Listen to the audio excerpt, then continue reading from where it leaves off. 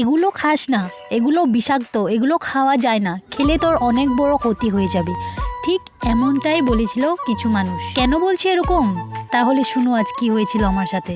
এই যে তোমরা দেখতে পাচ্ছ আমি হাত দিয়ে উঠাচ্ছি, এগুলো হলো ফিল্ড মাশরুম। আজ থেকে ঠিক 2 দিন আগে আমি যাদের বাড়িতে টিউশন করি ওদের বাড়িতে এগুলো দেখেছিলাম।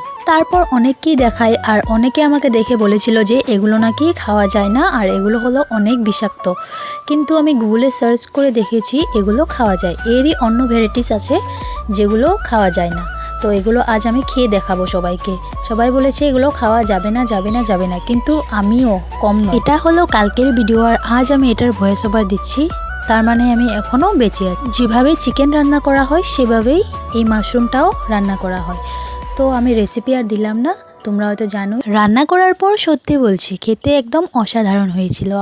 যেহেতু আমি ফার্স্ট টাইম ট্রাই করেছি, কি বলবো তোমাদের, অনেক টেস্ট হয়েছিল। আর তোমরা কারা কারা এই মাশরুম আগে ট্রাই করেছো আমাকে কমেন্টে জানিও। আর আজকের জন্য ভিডিওটা এখানে সমাপ্ত করছি। Thanks for watching, tata.